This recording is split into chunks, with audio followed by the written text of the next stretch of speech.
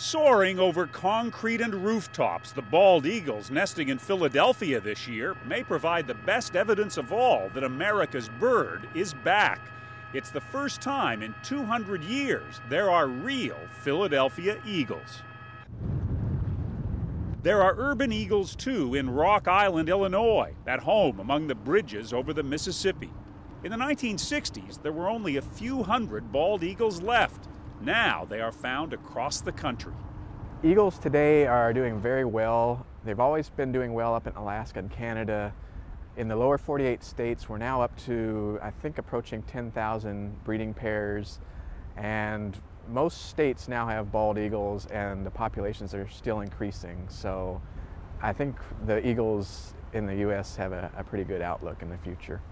Peter Sharpe has personally assisted several of those breeding pairs. That's his hand returning 3 young eagles to a nest on California's Catalina Island. It's a job with some hazards. Ow! Eagles disappeared from Catalina and the other Channel Islands more than 40 years ago, wiped out by the pesticide DDT. Unfortunately, the chemicals are still in the food chain. There's a huge area off the Palos Verdes Peninsula with probably 100 tons or so of DDT still in the sediment. So the contamination is still there. It's just now we're getting birds that are younger and haven't had a chance to accumulate a lot of contamination, so they're able to successfully hatch some eggs.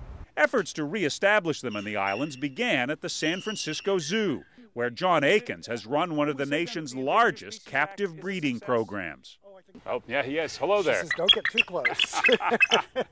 As you warned me. It's a beautiful call. Yeah, it is. It is. More than 100 eagles born at the zoo have been sent to the Channel Islands.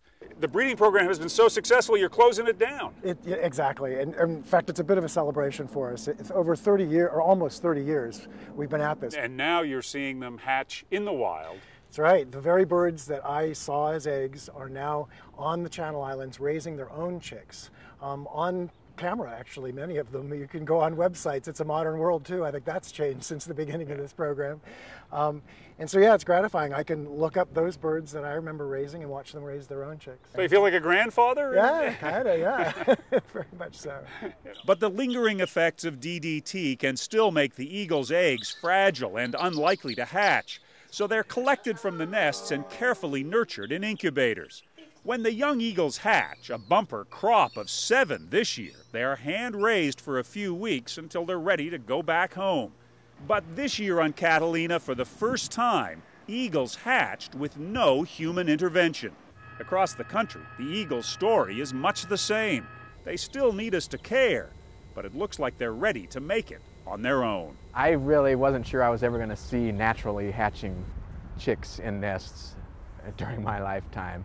So it's been a really great experience. The eagle is on its way back. It's appropriate to take it off the endangered species list, but let's all keep it safe and sound. John Blackstone, CBS News, San Francisco.